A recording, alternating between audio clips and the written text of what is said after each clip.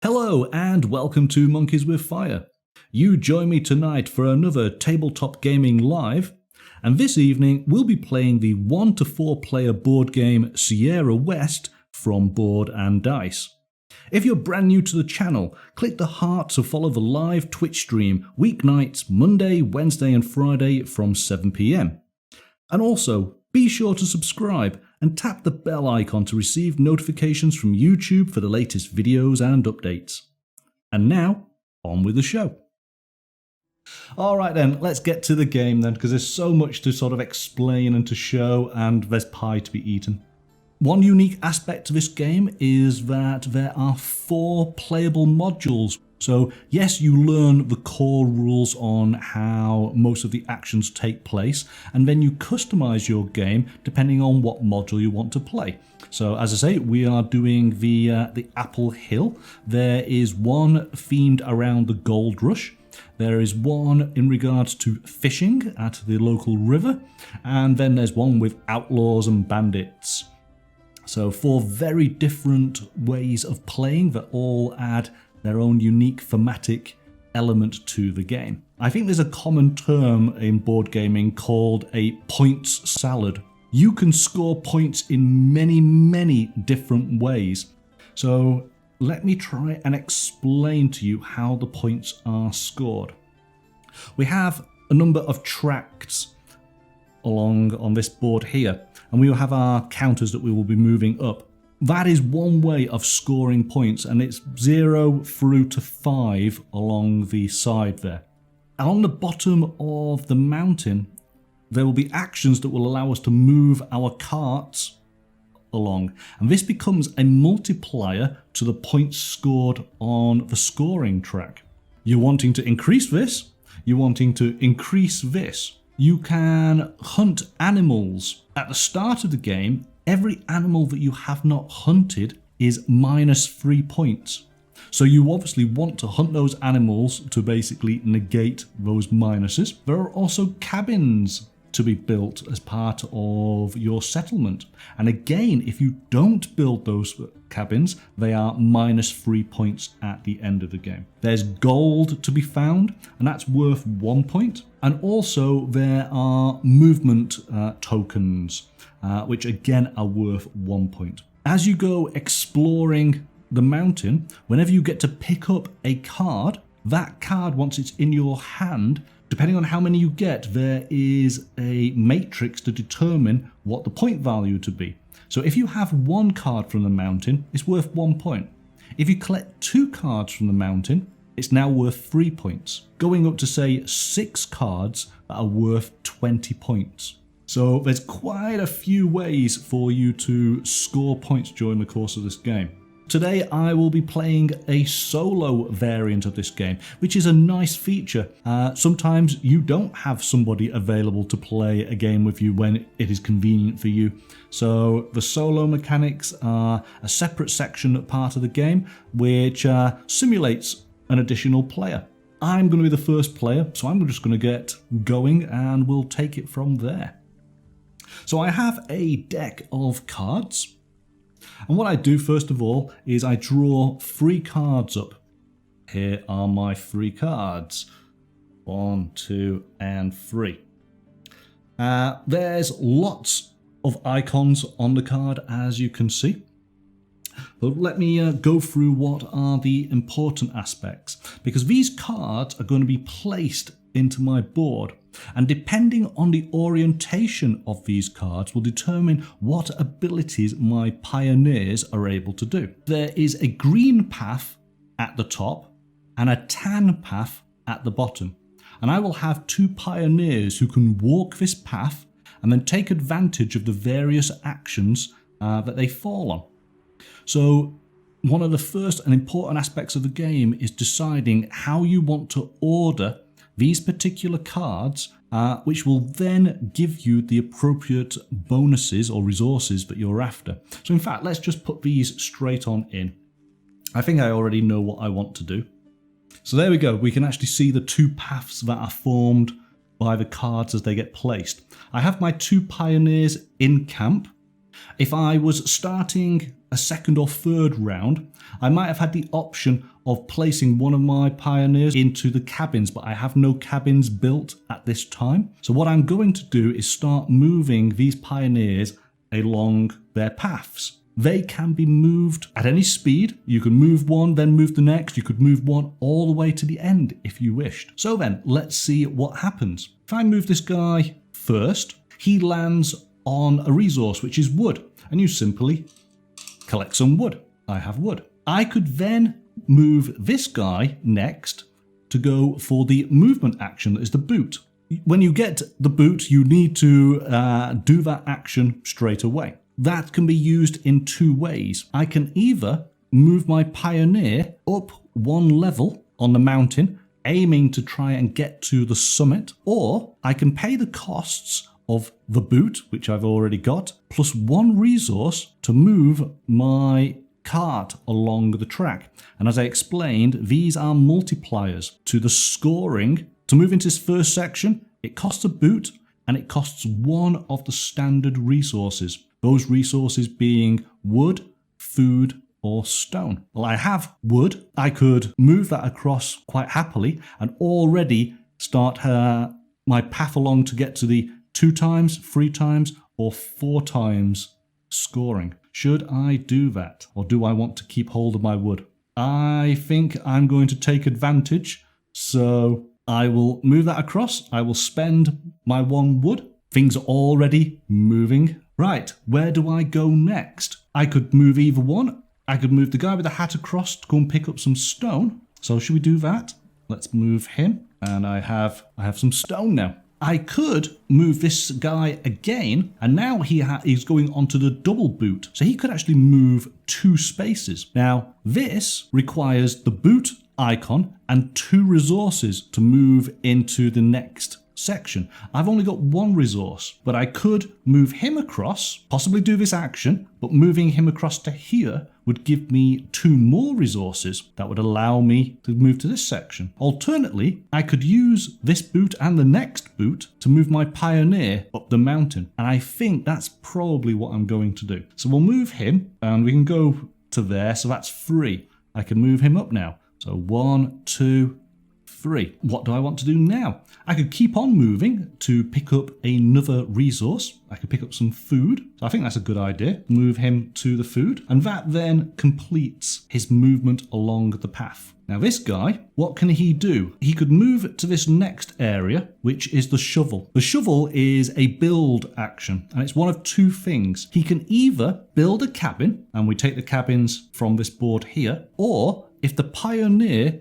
is at the summit on one of these cards, we can take that card. Do I want to take a cabin? So these cabins, first of all, they negate the -3 points that I would have at the end of the game if I do not build a cabin. But the cabins themselves give us special bonuses. This particular cabin only requires the action. This cabin requires the action plus a resource, as does this one. This cabin requires the action plus the boots token. I'm actually not that interested in any of those cabins here and now, so I'll just keep on moving. I can now pick up 2 stone, and I can come to this section, which again is another build action. I'm not interested in that. I am going to finish my run there. So now I have the opportunity to travel to the summit of my area of the mountain, and it can be any of these 3 cards, and if I pay the cost, I can then take advantage of the bonus that particular card gives me. So this card, spend 2 stone and a food, will take me up 1 on the legacy track. This card is 2 stone and a wood for the same effect. This card is 1 stone and 2 wood to go up 1 stage on the rail track. I definitely know what I've got to go for. I've got to go for the 2 stone and the food. I pay the 2 stone and the food, and my marker goes up 1. So I have now gone up 1 level, and I gain a gold for doing so. I can't do any more actions, even though he could move up onto the summit of the mountain. It's not worth it because he can't achieve any of the actions there.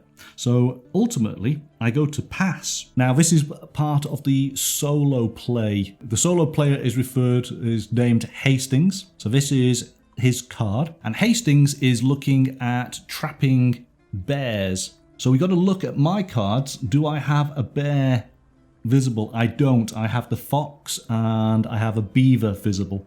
Hastings is not going to be able to trap a bear on this turn. So that is the end of my go, and it is then Hastings' turn. So the solo player, we have a number of cards. These are the actions that the solo player is going to take, and they are only ever going to take 3 of the 4 actions. The next card determines which of these actions they're going to take. So in this instance, he's going to take the top 3 actions one after the other. Let's see what Hastings is going to do. Hastings is favouring the left side of the mountain in all of his decisions. So first of all, he's got the wheel. So advance Hastings' wagon 1 square to the right. Hastings instantly joins me on that scoring element. Next, he's going to do the special mode action. So for Apple Hill, he's going to move a Hastings marker up on both apple tracks. Oh goodness, Hastings is doing rather good. So he is scoring points in both Granny Smith apples and Red Delicious. In addition, he also gets to pick 2 gold and gets the option to fur trade. So fur trade gains 1 gold per face-up animal tile.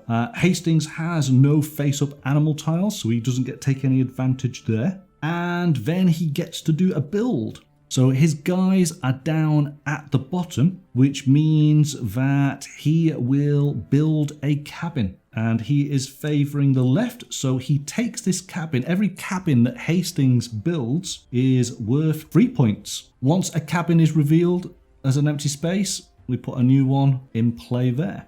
I can use one of my guys to come here. I'd have to pay a cost, and that allows me to trap whatever animal Hastings has in the top left. He has a bear, so I want to do that. So yes, so we'll move one of my guys to there. I've got to pay a resource, so the resource is my stone, and this allows me to turn over the bear icon, which now means I've effectively gained 3 points from doing that. But it also means that when I'm able to do a fur trading action, I gain whatever my animals are showing. I will gain a gold every time that action plays out, which is good. My meeple being there means I cannot allocate him to any of my cabins and taking advantage of any bonuses that I might have had. But at this moment in time, I have no cabins, so it doesn't really make any odds. That is the solo player's turn.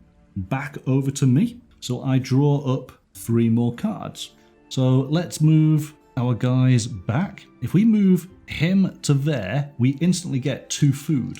I need to be able to get my pioneer higher up. He could move 1 there, which allows him to move up 1. And then he could move again, come across here to get 1 wood, and move again that allows him to take the mule. So the mule is a special bonus. You may immediately place the newly gained mule on the grey cabin or the summit action as if you had it from the beginning of your turn. So the mule would allow me to place it anywhere on top of these. I think I'm going to place the mule here, which means I will achieve that summit action no matter what. So I'm going to move this guy over here, which allows me to move up 1 and then move once more to pick up a stone, and that finishes his movement. So we then come to the second guy. He can move 1 here. He's on the build icon.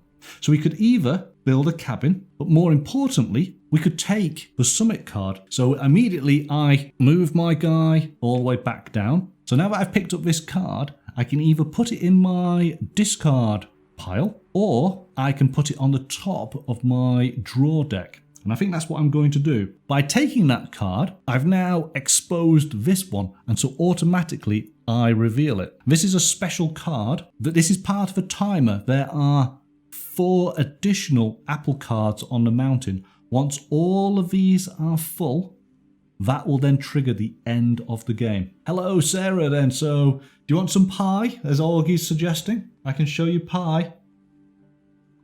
All the way from Norfolk.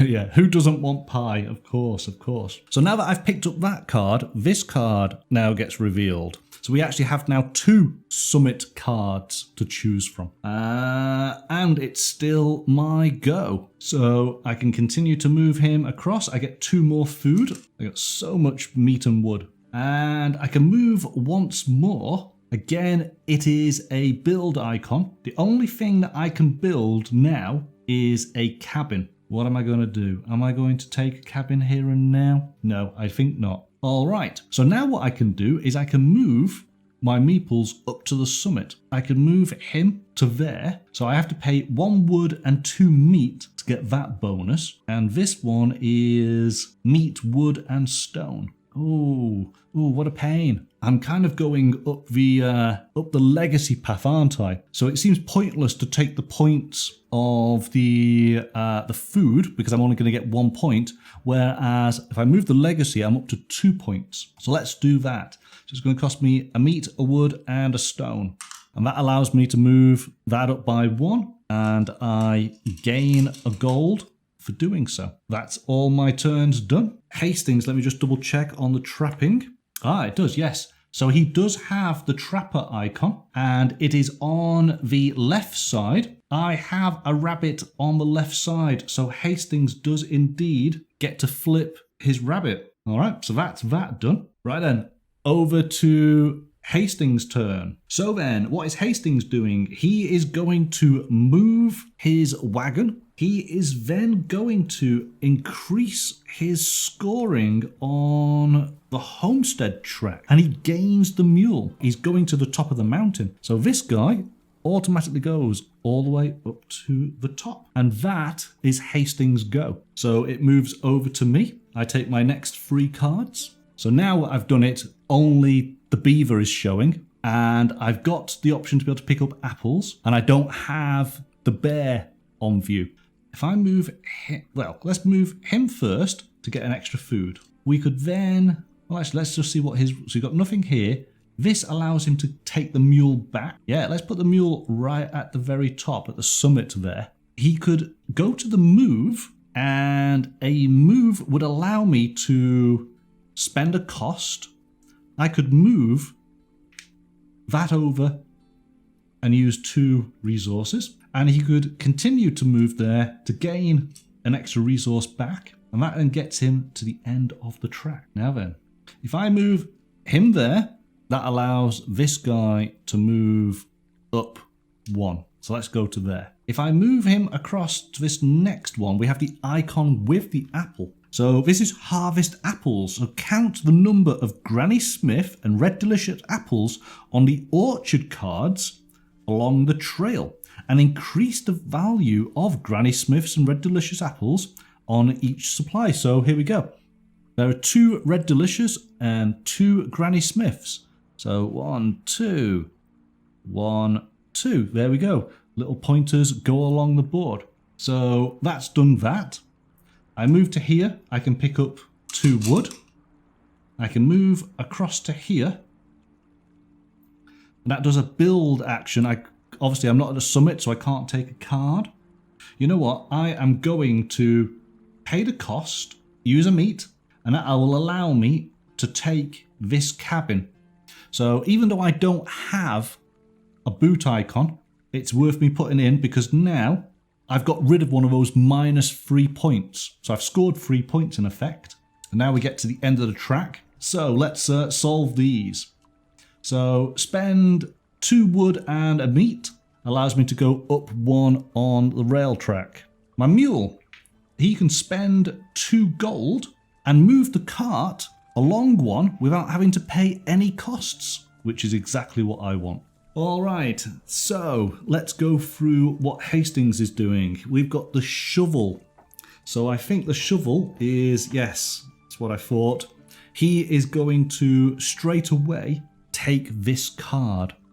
So this guy comes all the way down. So each card in Hastings Supply scores points in the usual way.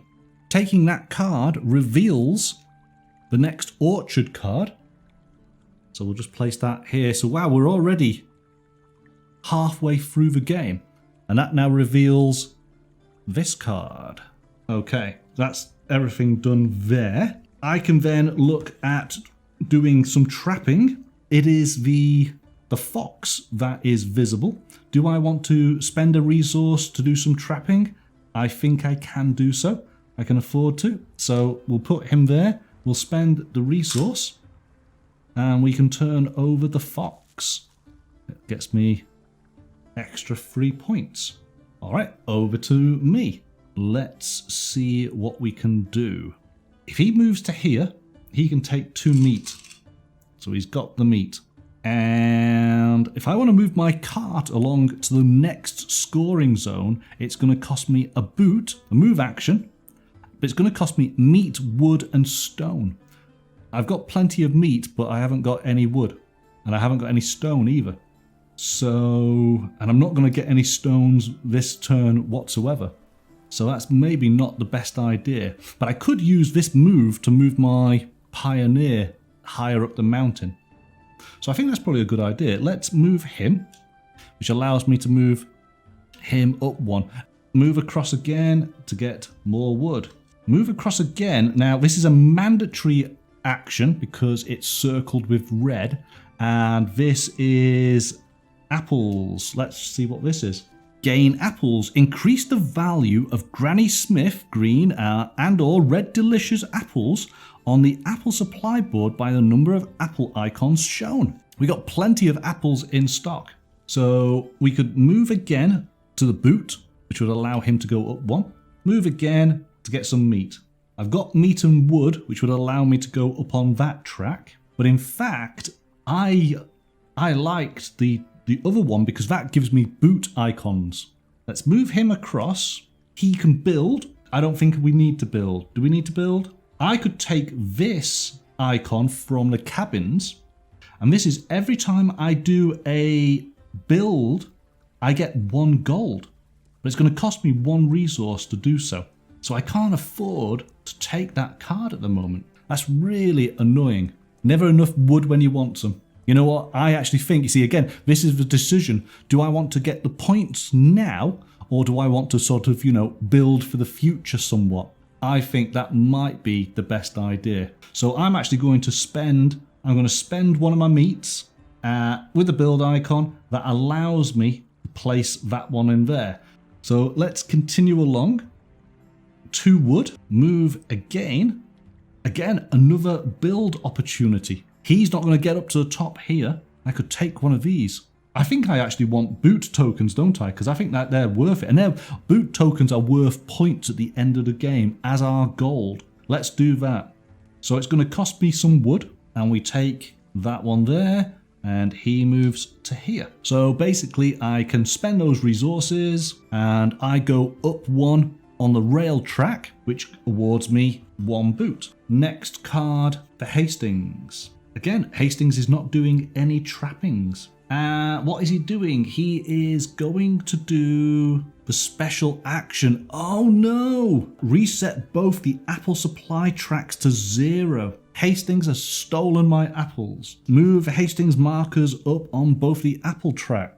He is then going to do the trade, which means, yet again, he gets another gold. And after that, he is going to move his guy to the top of the mountain. And in this particular instance, it's going to be, again, the left-hand guy. So he's going to move him all the way up to the top. So that is Hastings' 3 actions. So when I get to the end of Hastings' turn, I can trap an animal. And the special animal that's in this level is the elk. So I am going to move my dude into trapping. Costs me 1 meat. There he is. He is done. I then draw up my next 3 cards. So we can start along the path once more. So let's move him 1 there, which will move him up 1. Let's move him across here to get some meat. We could bring him up here to go and get those 2 stone. So I think we might as well move him here to move the pioneer up 1. that one movement is wasted. It's not being used. Let's move him across there to gain some gold. And that takes him to the end of the track. We can move him across one to the build action because my guy is at the top. He comes all the way back down and we take this card. And we're going to put that at the top of my draw deck, which means I now get to reveal these two cards. So we're going to show this one, which is there. This one is an orchard card. So we're very close to the end of the game now. We've just got 2 more orchard cards to reveal. This one now becomes visible. He then moves across to the fur trapping symbol. So what happens here is you score everything that you have revealed thus far. Now, right at the very end here, there is a bear icon and it is a mandatory action. So if I want to move this guy past the bear, I would have to pay the penalty. But that's only if I want to get my guy to the end to be able to go up to the summit. And do I need to do that? Well, I don't, because I've got my mule. I can send the mule straight up to the summit and it's not cost me anything. So I think that's possibly what I want to do. And really, this guy can just do that. He can just come on here and achieve that. So that's cool. Don't even need to use the mule. We look at Hastings. Is Hastings wanting to do any trapping? No, he's not. Okay, so what is Hastings going to do? Hastings is going to build. He claims the card. So he comes down and this card goes over to Hastings. He's done the build. He is then moving up 1 on the rail track. I could gain wood if I wanted to. I think I will. Let's take advantage of that. And then Hastings is going to build again. And he's going to take the rightmost cabin. So he's got another 3 points there with the cabin. And so that's the end of Hastings' turn. If I want to, I could use my other guy to come here to do the trapping. And I could trap myself some beaver. So I think, yeah, let's take beaver when you can get it. Turn over the beaver icon. It just means I can't use my cabins. But that's okay, because I've not really been using them at all this game, have I? But I'm doing pretty good. I've got most of my animals revealed, so I've only got a minus 3 points here. I need to grab the hare, and I've got 1 cabin to build. So this is it now. This is Hastings' turn. I can look at Hastings' card. His active card is the rabbit. And so straight away, I can put my guy here. I can spend my resource and I can flip the rabbit. That was the final one that I needed to do, which has worked out perfectly. But let's see what Hastings is doing. Hastings is going to build. He's got no guy on the mountain, which means he's going to take this. It's worth 3 points. He is then going to move his guy to the top of the summit. So he's moved that there. And then he's going to increase his homestead. So that goes up to there.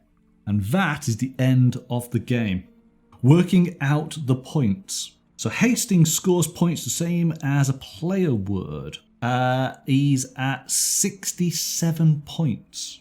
Okay, my turn. Let's see what I've got. So that's 104 points. And there we go. That is a game of Sierra West using the solo mode. Okay, did you guys enjoy that? Looks interesting, says Lorna. Light with enough complexity. I like it. And this is just one of 4 modules that's within the game. Greenskin Carnifex looks like a good game, but I missed the start. Love the layout and all the pieces. The quality of all the components is all brilliant. Lovely. Nice thick cardboard to everything. Lots of little baggies to separate it all out into, because you do need to separate the game out. Specific pieces to the specific mode that you're playing. But once you've got it all ordered in the box, not a problem. So I'm going to call it a night and stuff my face with apple pie. Thank you very much, everybody, for joining me this evening. I hope you have a wonderful weekend. Do keep an eye on social media on Sunday for next week's schedule. Until then, Bye for now.